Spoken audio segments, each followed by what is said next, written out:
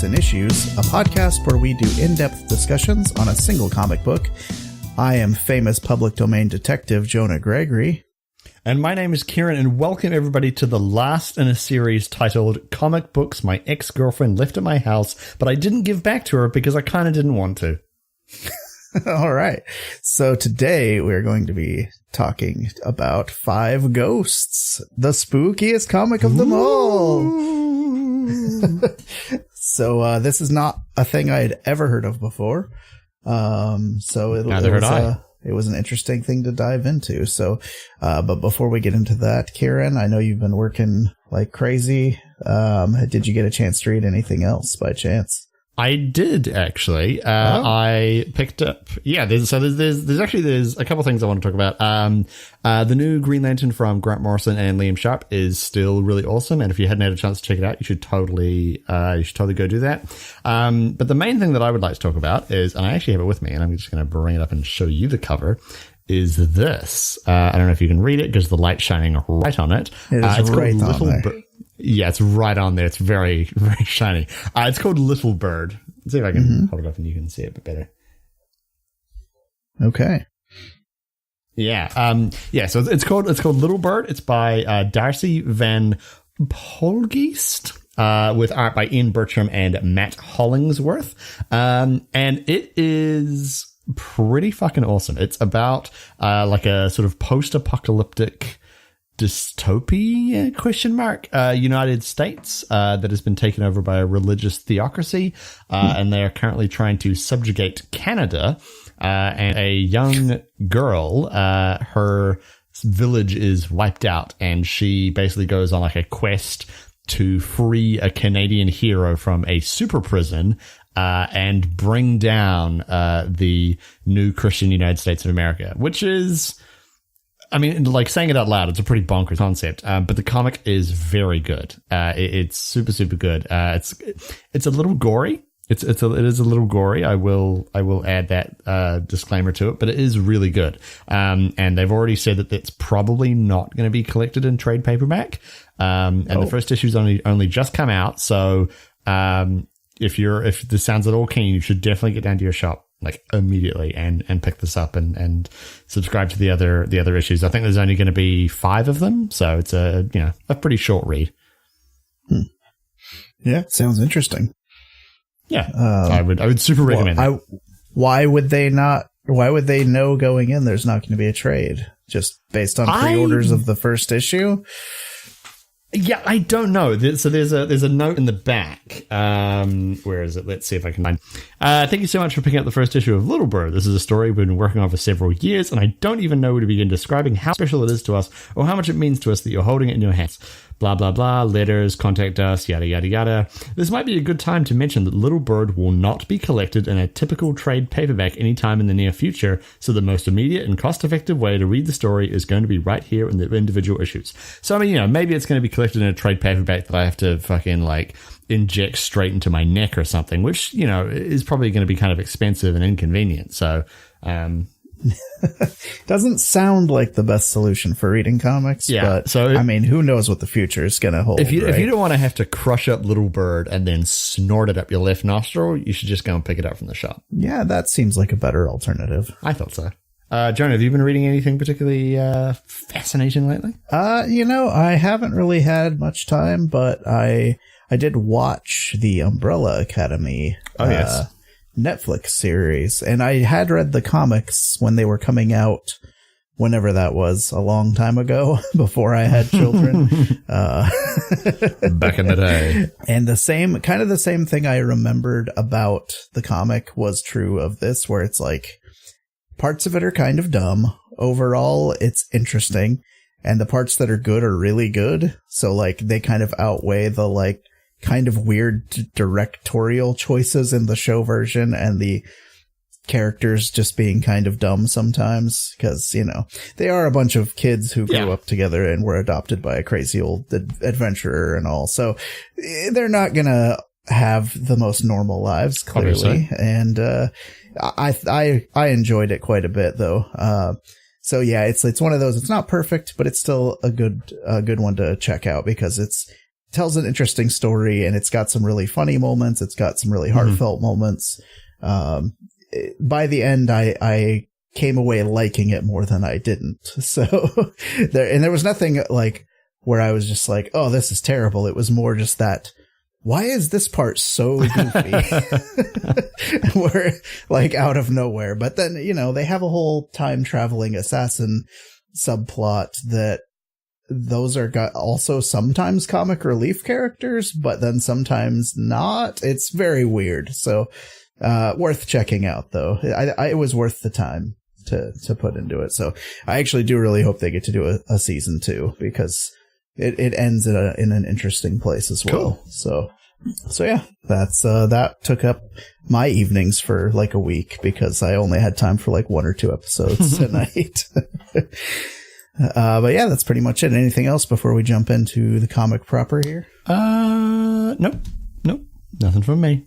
All right. So as we mentioned, we're talking about 5 Ghosts. And Kieran, do you have any fun facts about 5 Ghosts? I do. And I'm going to start doing this because I always forget.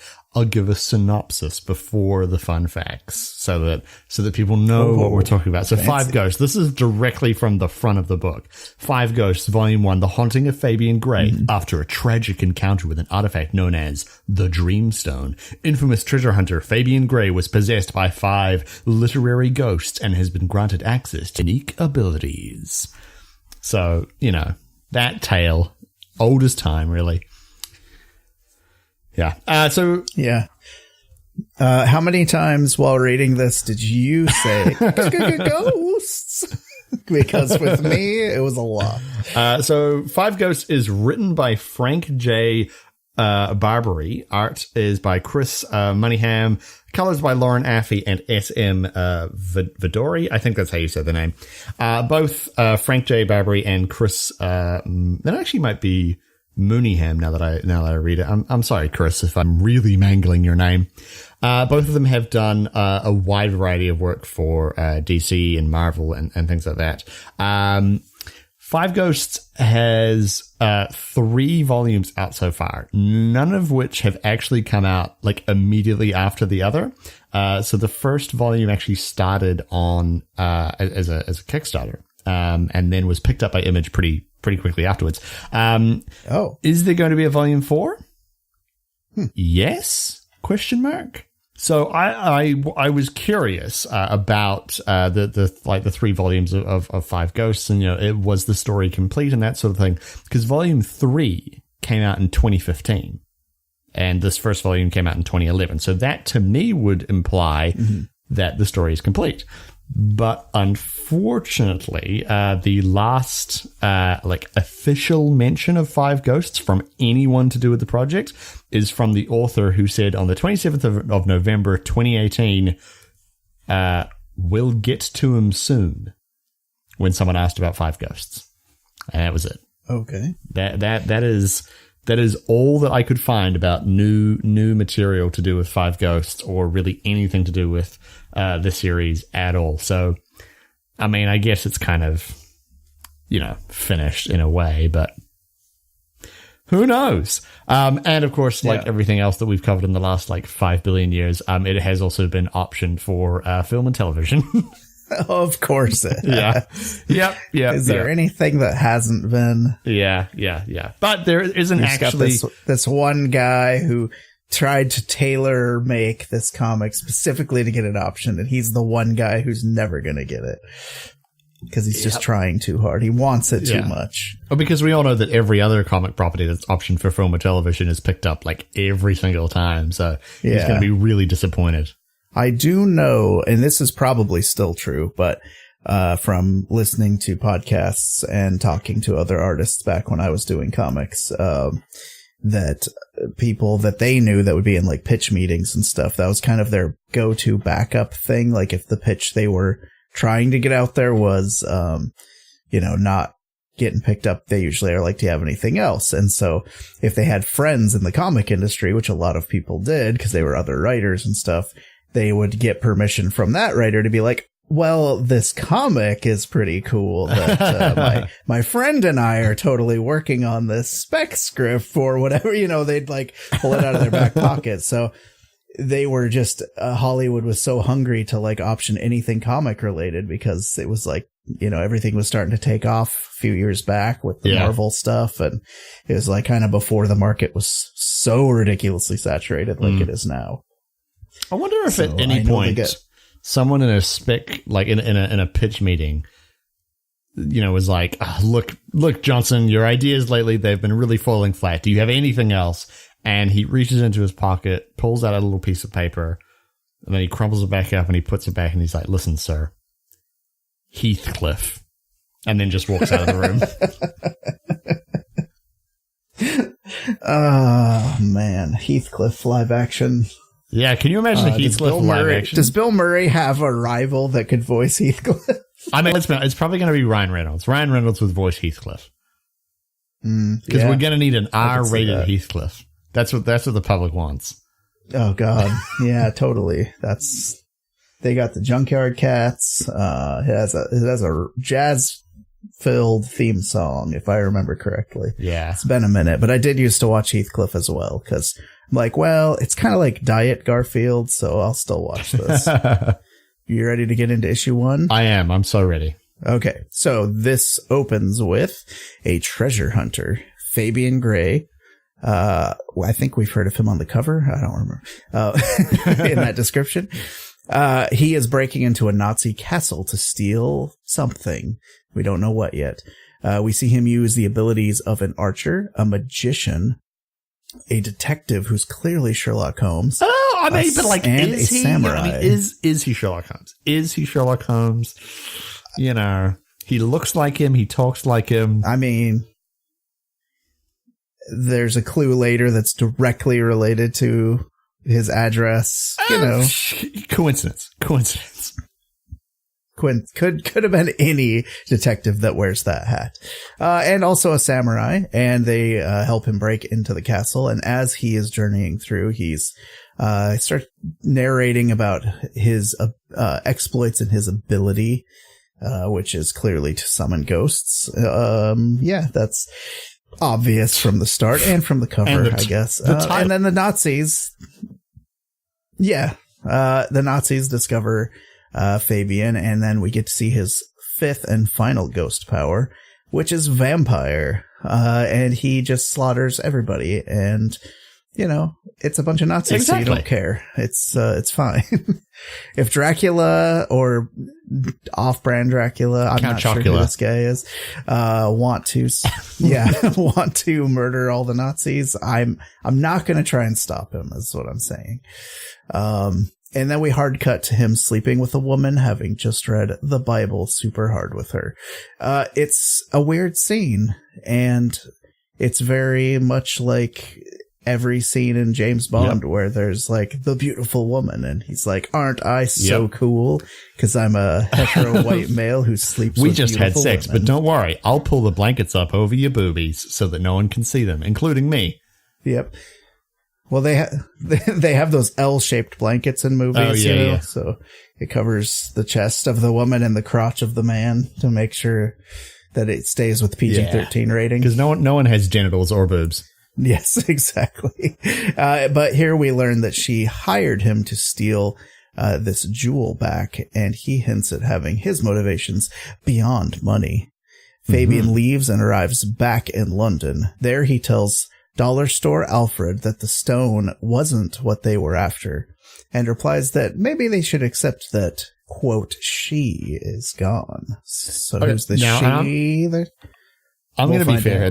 This other guy's name is actually Sebastian, but he's so milquetoast that I didn't actually write Sebastian at any point. So I find his character very boring. Yeah. Now these are your notes, so I don't remember this happening, but Fabian shits the bed, freaks out, and the ghosts inside his body try and break out. Penny Alfred knocks him out. So I don't remember him actively shitting the bed, but I'm wondering if you meant metaphorically. No. Metaphorically. He's drinking. He's drinking his tea, and then he just sort of goes like, "Whoa, ghosts!" And they will try and break out of his body. Yeah, they're there, but they don't necessarily want to be there.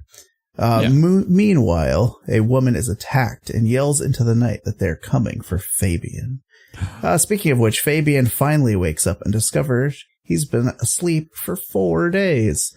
But he's a millennial, so he's still tired and says that he'll save her even if it kills him. Diet Alfred says that in that case, he has a new lead and the adventure begins anew. We then see a shadowy figure report to an even more shadowy assembly of heads that, in fact, no, Fabian is not dead, but soon they will have his power. The heads scold the figure, and the figure asks if they could call him Iago. Oh. Before they set off for parts unknown, Fabian visits her, and she is none other than Fabian's sister, in a coma and having not woken for several years. Back in the present, Fabian and not Alfred fly and crash a biplane into a tribe of jungle spider people. Fabian cuts some heads off, but after Fabian has another small stroke, they get captured. And that's the end of issue 1. Classic. What do you think of issue 1, Jonah? I wasn't fully on board yet because I didn't really like Fabian from the get-go because of his generic, action hero white dude sleeping around with all the beautiful women, like stereotypical adventurer kind of guy. And as you said, his fake Alfred he's no actual Alfred. I dig the art style, I have to say, because they're going for this like Indiana Jones, like pulp, sort of storytelling and stuff. So I'm like, okay, I'm going to give the story part of it a little bit of the benefit of the doubt, just because I get what they're going for. But then they crash land into a bunch of spider worshipping tribesmen, and I kind of had a big yikes moment. What about you? Okay, yeah. So we'll talk about that in just a second. Okay. Yeah, no, it gets worse. Yeah, no, okay. No. Let's hold off on that bit for just a second. The first kind of like opening bit where he's going through the castle and stuff and he's using all the ghosts.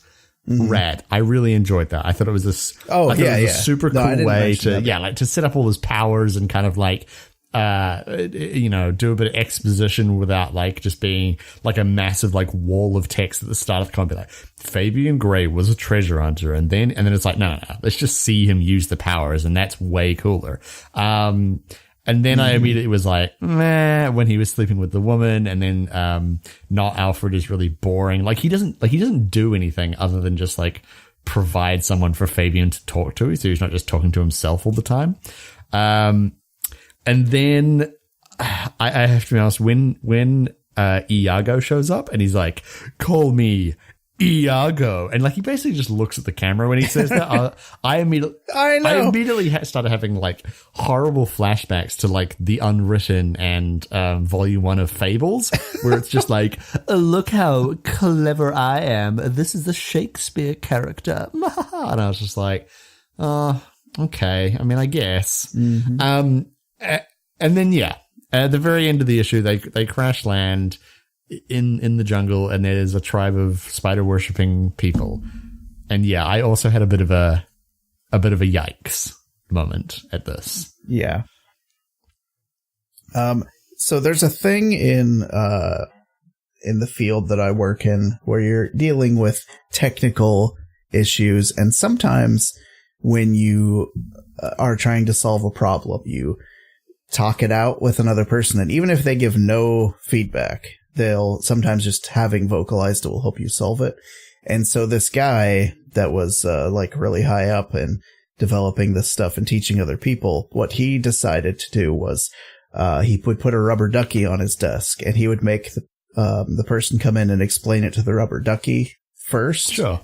Because then if they just figured it out by like solving, just by talking it out, then you're like, oh yeah, you have an epiphany. You don't actually need the person that has the higher skill levels input, right?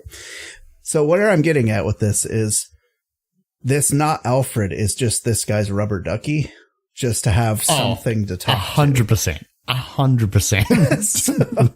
So what I wanted to say was, that's a term that I now use at work is rubber duckying. And if we want to use that when a character is just there to get expositioned at, they are now a rubber ducky to me as well. No, I can back that. I can deal with that. That is good.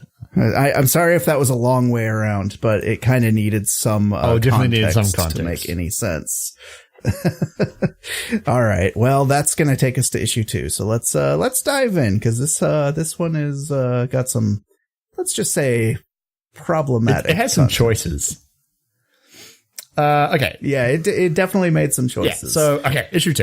We have a 3-page multi-panel story where Fabian and his sister are shown being sperm, being babies, being young thieves on the streets, killing pirates, and messing with a mysterious crystal that gets Fabian's sister pulled away to another dimension? Wow. In the meantime, it looks like our heroes are going to be killed by the spider people. A mysterious kung fu master arrives outside the temple, and when he sees Fabian from the shadows, his amulet glows, and Fabian gets his powers back.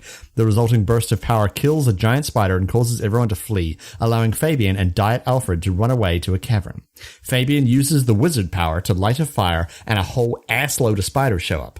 They fight the spiders, but it's all too much until the kung fu master shows up and clears a path. Sadly, Fabian collapses yet again and the spiders close in. Fabian draws on his most forbidden power, the vampire. Unfortunately for Fabian, the vampire's pussy energy is too great, and while he does kill everyone, he looks set to kill Kung Fu Master and also 10-calorie Alfred. The Kung Fu Master knocks Fabian out, and they escape in a hail of spears via a dirigible. Also, Iago finds Fabian with a crystal ball on the very last page, but that's not really that important. Yeah, just because why not, right? So issue 2. I have some problems with issue 2. Yeah. Go. Tell me. So, okay. So I mentioned before that I get what they're going for. It's like if Indiana Jones was super fantasy and a comic, right? Yeah. The problem with that is it's not the 80s and people should know better. I think it's my big problem with this whole primitive tribesmen that worship a crazy giant creature, and then it's a thing. And yeah, isn't it cool how a white guy crashes on a plane and then his first response is just immediately cut the heads off a bunch of tribesmen? Wasn't that rad? Yeah, it's not so good. Also, I maybe there is some actual tribe connected to spider worship that I don't know, so I don't want to be that's far-fetched. That's probably a thing. It's just why are you making them cookie cutter villains in your pulpy comic book? It was bad. Yeah. And then the kung fu guy shows up and I was like, wow, you're going there too, huh? Yeah. I was like, there's a lot of stuff in here that I'm like, oh, this is interesting. The spider worshipping temple and the fact that they all have multiple eyes, and I was like, okay, this is interesting. But it is really hamstrung by the fact that it's super kind of problematic and a little bit uncomfortable to read because it's so it's so oh, you should definitely know better to not do this. It's frustrating because you're only introducing this entire tribe of people to be cannon fodder for the cool hero who sleeps with all the ladies and goes on cool adventures, and don't you wish you could be cool like him and murder random people who you wandered into their area and are trying to steal their artifacts? Yeah. It's so isn't colonialism the part in Black... Yeah, I was going to say, the part in Black Panther where they call them colonizers? That's all I could think of when I was reading this. Okay, so, but other than that, I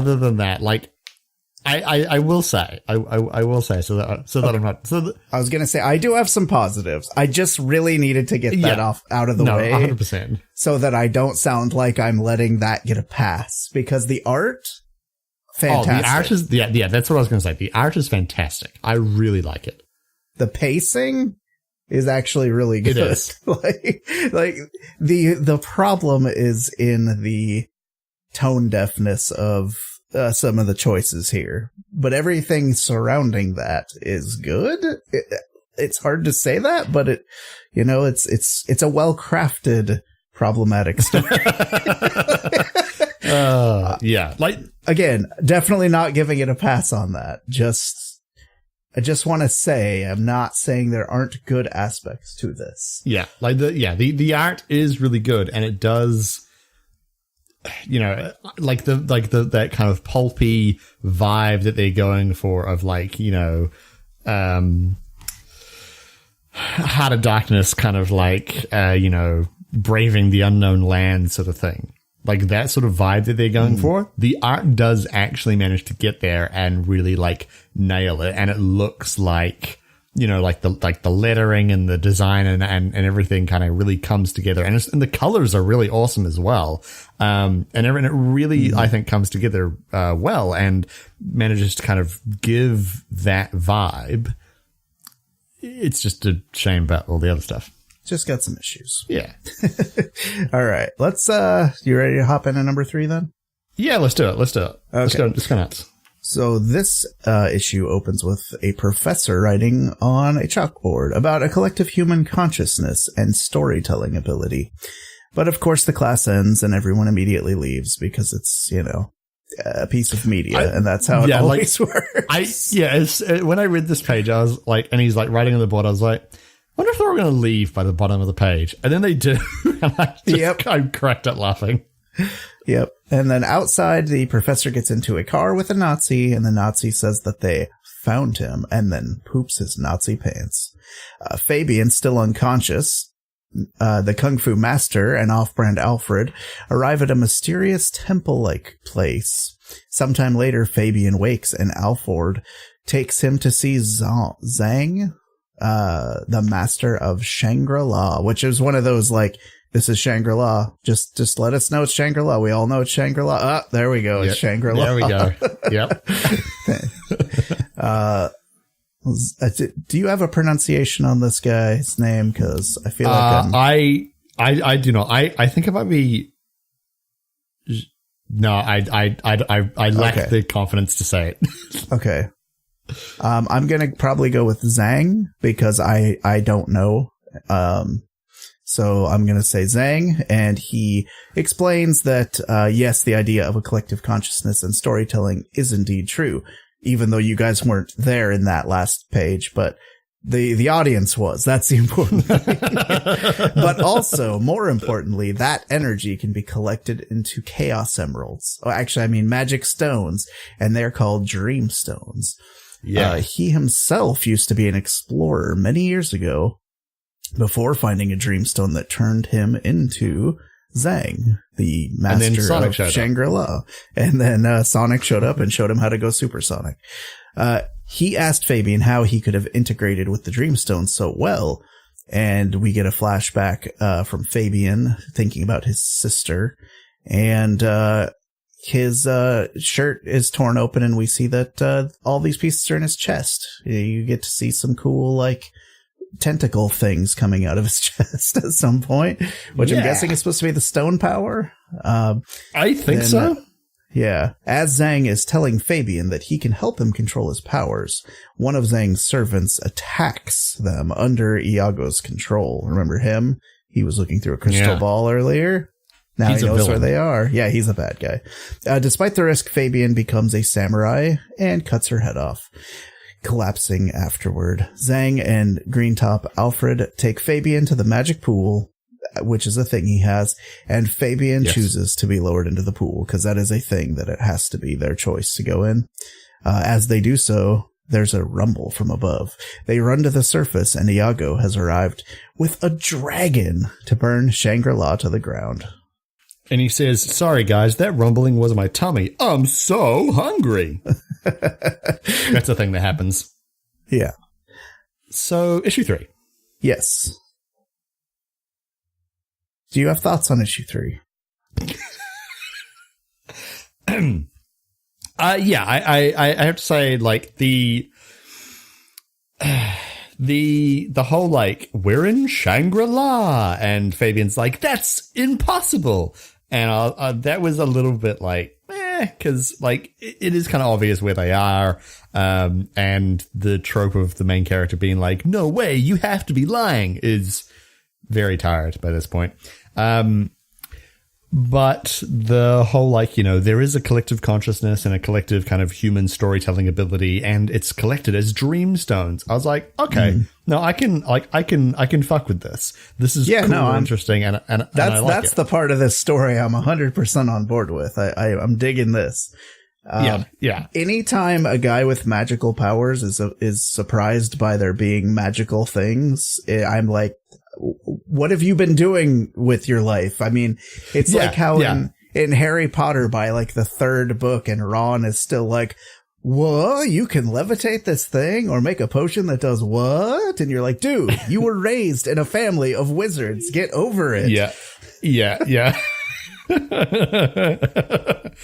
Yeah, it's so the whole, like, concept of the dream stones and Zhang being like, you know, they allow you to connect with other, like, basically it's his way of being like, this is how I can get public domain characters into my story. And I'm like, I can respect that. It's an interesting way of doing it.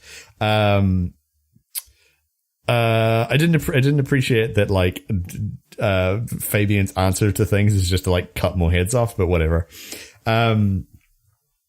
Yeah, it's like, oh no, my servants are taking over. Better murder them. Yeah, not a fan. That I wasn't a fan of. But I mean, like, I really do have to commend it, like, the whole kind of story as a whole. The pacing's awesome. The pacing's really good. It clips along super well. And by this point, I was in the story enough, and it was going along at such a rate that as soon as I finished issue 3, I was like, well, I guess we're going to issue 4 because I kind of want to know what happens, because this is all presented very well. Yeah, no, I would agree with that. I did want to see where they were going with it, I have to say, despite the earlier stated stuff, which I'm like, okay, hopefully we're through the worst of that, so let's move on. So, thankfully, as we get into issue 4, it starts kind of moving in a more interesting direction, I felt. Yeah, I thought so. Okay. Should I take issue 4? Yeah, go ahead.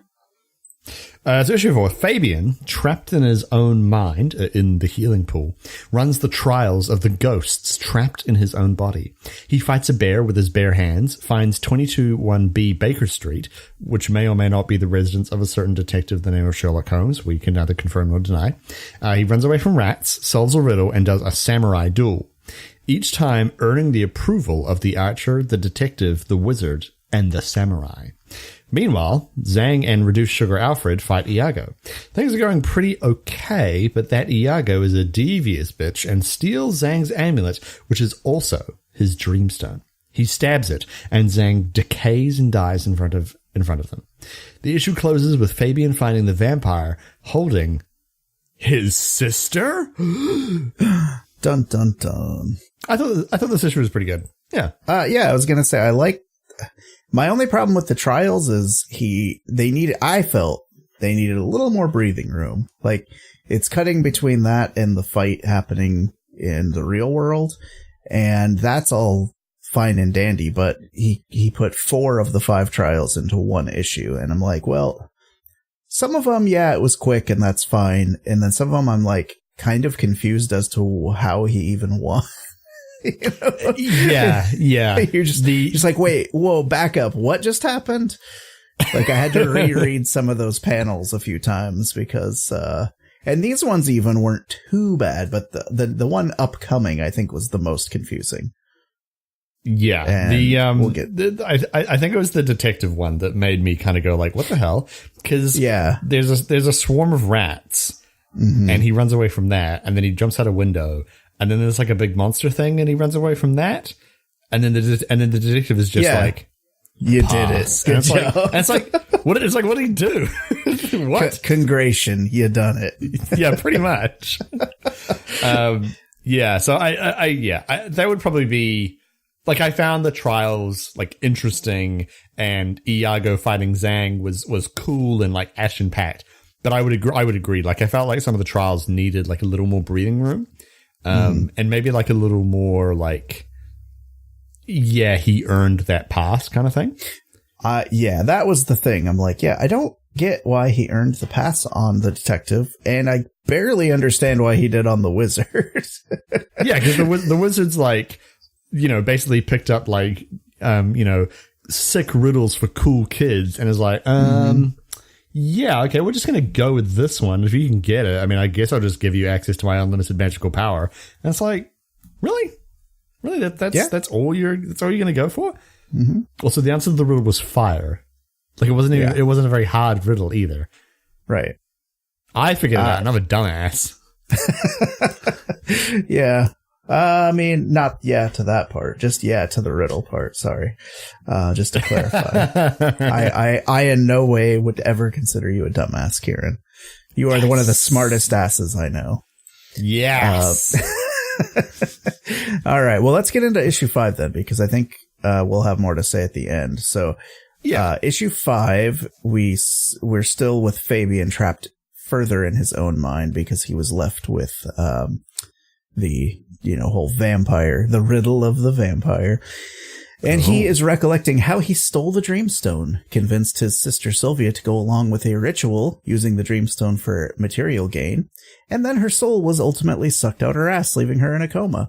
So banishing your sister to, like, the Dark Realm via Cthulhu tentacle monsters. Because, like, you wanted money or whatever. Yeah, like, probably not the best get-rich-quick scheme. Just throwing that out there. I mean, he could have just bought like a bunch of domains or like Beanie Babies or something, but no, not good enough for Fabian. Nope. Meanwhile, Iago is running rampant through Shangri-La, killing folks left and right. Alfred-flavored dairy treat runs below to retrieve Fabian, and Iago follows. Inside Fabian's mind, Sylvia's spirit appears to Fabian and tells him that she's just fine. For now, he needs to stop chasing her and actually look after himself and the people around him. For once.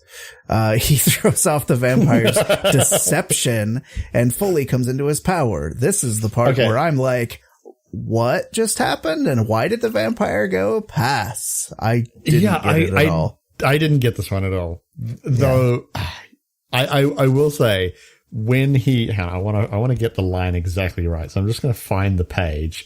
But when he throws, he's like, yeah, you're right. I need to be better. He stands up and he says, I know I've succumbed to greed, but I will make things right. I won't fail my friends. Now lend me your power. And then he like sticks both fists up in the air and glows, and the vampire says pass.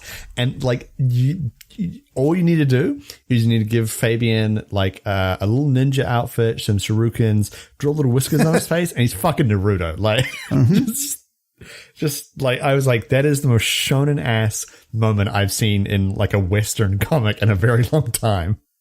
Yeah, it was very interesting, I would say, is one way to describe it. It was weird. This comic's weird. And then Iago is about to cut down Valumil Alfred, and Fabian emerges from the water, and his powers are restored. So him and Fabian and Iago are able to have a knockdown, drag out ghost fight. And they trade magic swords and barbs. But ultimately, Fabian stabs Iago onto a giant rock and kills him. The fate of all weird henchmen, specifically named Iago. Fabian and Sebastian leave the cave. Fabian resolving to find more Dreamstones and, if he has time, save his sister Sylvia. And that's the end of the first volume. So that's the end. Let's get into issue 5 and then final thoughts. So, again, the vampire part didn't get what the whole deal was there. I was very confused. I have to be honest.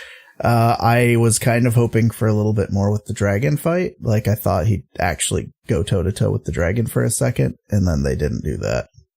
And instead they just fought with swords, and he's like, I have powers too. And Iago has like a giant crystal in his chest, and I was like, oh, maybe he's going to fight like other villains or like, other ghosts or something. But he doesn't. Nope. It's basically like he's a boss from a video game, and that's his weak point. And stabbing him into something on his weak point immediately kills him. And then he also melts, like how their friend did. So, and a shit ton of coins fly out. Yes. And then the very, very end, it's like, oh, Nazis again. Remember these guys? And we see a copy of Othello. There's like 2 pages at the end where the Nazis are like, he doesn't know who we are. No. But I didn't include that because I didn't think it was important. All right. So, final thoughts. Would you recommend 5 Ghosts, Kieran? Would I recommend 5 Ghosts? Okay. Like, yeah, I probably would. Like, in a weak sort of way, because I feel like the vibe they were going for of like, this is a, vine swinging, gun toting, high action adventure, and they're, plumbing the depths of forbidden temples and getting treasure, and there's ghosts and magic and shit. Like that kind of, pulpy Indiana Jones sort of vibe, they kind of get. And it is kind of there, and, the action's really good, and it is paced very well. And the art is really awesome. Like the art is super good. Like that has to be said. The art is super awesome. And, the story does clip along at a very, very good pace. And so I think if you're looking for like, a Twinkie, but a comic, this probably is like, a good place to start because, it's like, it's easy to read. It's fun, and there isn't really much to it. That said, there are some choices in here that I think are bad. Everything to do with the Spider Tribe is dumb, and I don't like it, and I think it should not be in here. I think that the representation in it of colored characters and female characters is really very poor, and I don't like it either. That said, if you are looking for Twinkie but a comic, yeah, go for it. It's fine. Yeah. Okay. That's fair. Jonah, would you recommend 5 Ghosts? Man, I think I agree with everything you just said as far as, oh man, it's hard. The art is so good. I would almost recommend it just for the artwork. If it was a person who I knew, like, was a huge fan of that pulp genre and maybe even just a fan of the Indiana Jones movies, as we've brought up many times during this episode, I think that would be enough to go, yeah, if you're looking for a comic that's like Indiana Jones, this is the closest I've seen in a while. So yeah, 100%. Yeah. So for that, yeah, go ahead. If you're just looking for like, hey, I'm trying to get into comics, what should I grab? I wouldn't start with this. Nah. Like it's fine for what it is. Like, the stuff that's problematic is the same stuff that's been problematic forever. So it's hard to, like, I can't really give it a pass for that because it should know better because it was made in like 2011, you said? Yeah, 2011. Whereas something that's actually made in the 80s, I'll give a little bit more of a pass to. So yeah, there's definitely some caveats. I didn't hate it. I did have fun reading it. When it was good, it was really good, but it was mostly pretty dumb, I would say. Yeah. And like there's nothing wrong with like a dumb story. Cause a dumb story, there's like a dumb story can be fun. And there are some fun parts in here. And there's some interesting ideas. Yeah. They're this is now the 3rd book we've read where it's like historical or literature or literary characters. Yeah. Right? Okay. Yeah. Yeah, we all know how I feel about that trope, right? Like, It's fine. It can be done well. But it's done a lot, so maybe you don't have to. Maybe the ghosts could be whatever you wanted them to be. I don't know. I'm not your dad. I mean, I might be, but it depends on who's listening to this. So, but yeah, it's a very, like you said, a very soft recommend. Like, if you just happen to see it on the shelf, pick it up. Yeah, that's fine. I wouldn't go out of my way for it. I mean, if I had another partner in the future and then after they broke up with me, they left volume 2 behind in my house, I'd read it. All right. What an endorsement. All right. Well, that's going to wrap it up then. Kieran, where can people find you? You can find me on Twitter. I'm at Mr. K_Bennett. You can also check out my Dungeons and Dragons podcast, which is at for CNG podcast on Twitter. Jonah, where can people find you on the internet? You can find me on Twitter at Spambot. And also, I haven't streamed in a bit, but I'm trying to get back to streaming some comic book related games over on our Twitch, twitch.tv/inksandissues. So that'll be a fun time when I get that set up working again.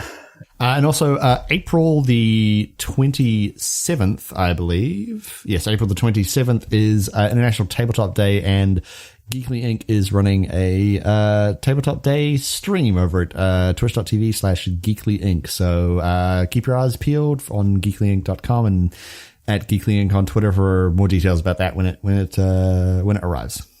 Yes, we are tentatively scheduled to have some sort of involvement that we don't have any information on quite yet. So we will keep you posted as we know and as we are allowed to reveal things.